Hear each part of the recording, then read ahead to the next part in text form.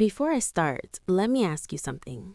Have you ever agreed to a job because you had no other choice, only to realize later that it was slowly pulling you into something dark? If so, you're not alone.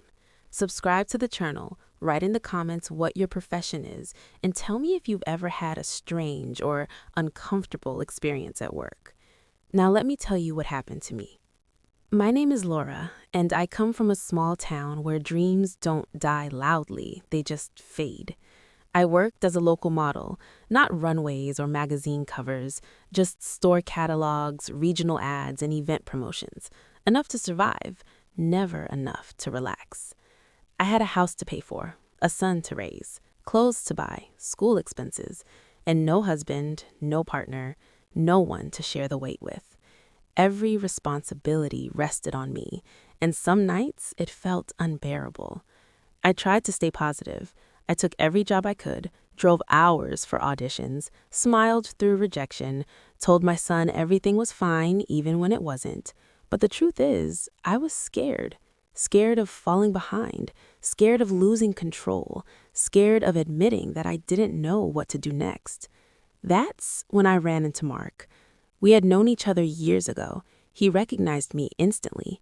We talked, casually at first. Then he asked how life was treating me. And for some reason, I told him the truth. He listened carefully. Then he said something that changed everything. I run a modeling agency now, he told me, and I think I have work that would be perfect for you. He explained it calmly.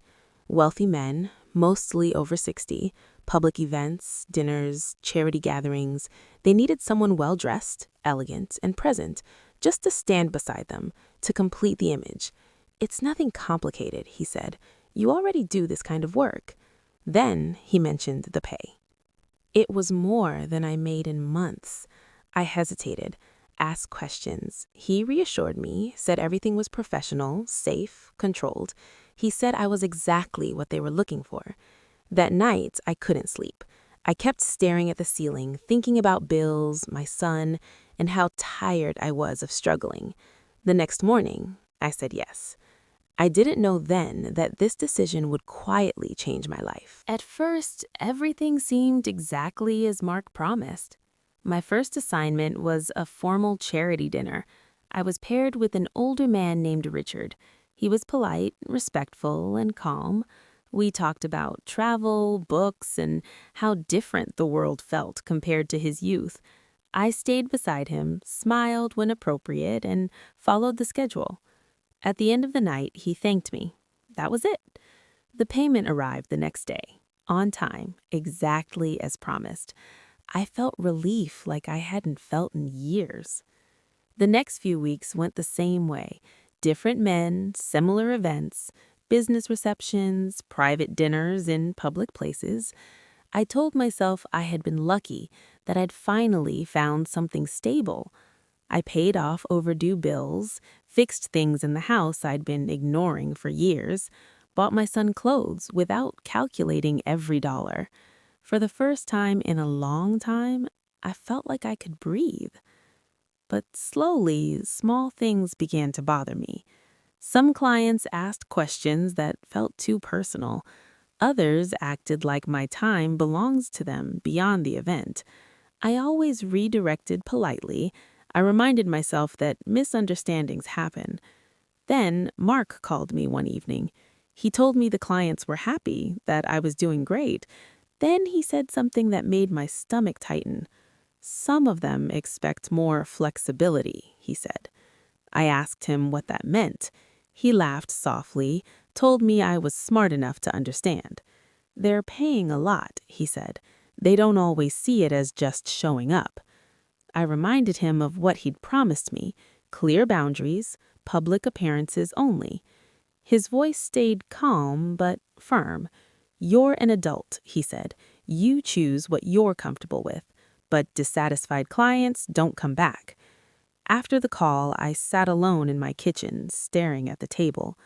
I told myself I could manage it, that I would be careful, that I wouldn't let things cross lines I couldn't handle.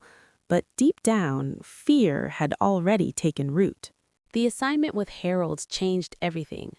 He was older than most of the others, quiet, observant. The event was smaller, more controlled, still public but less visible. From the beginning, he spoke as if there were unspoken agreements between us.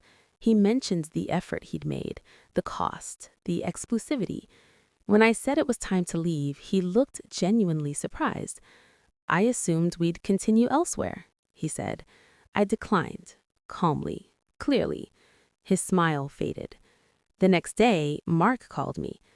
"Harold was disappointed," he said. I explained I had followed the arrangement exactly. Mark sighed.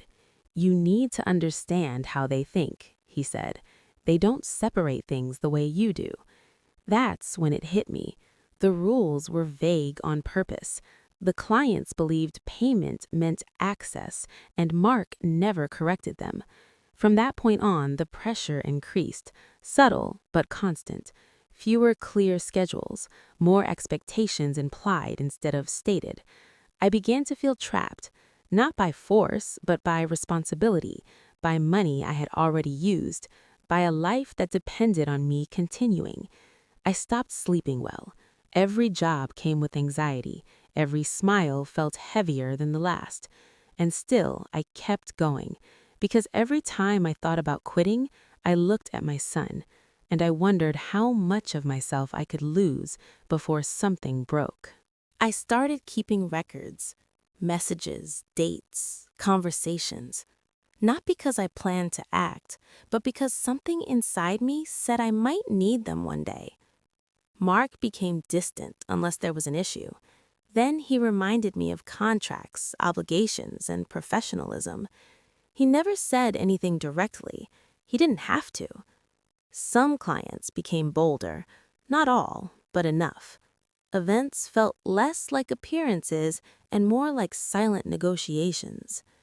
I learned how to leave without conflict, how to stay polite under pressure, how to protect myself without making noise. The stress showed. Friends noticed. My son asked why I was always tired. One night, after a particularly difficult assignment, I received a message from an unknown number. "You're not the first," it said, "and you won't be the last unless someone stops him." My hands were shaking as I read it. Another woman, former model, same promises, same pressure, same silence.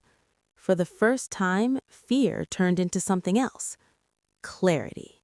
We spoke carefully, slowly. She told me enough to confirm what I already felt. This agency wasn't about opportunity. It was built on desperation. I realized I stood at a crossroads. I could stay quiet and survive, or risk everything by refusing to play along. The next time Mark called, I didn't answer. Instead, I made a different call. And what happened after that? That's a story I'm not ready to tell yet, but I will, soon.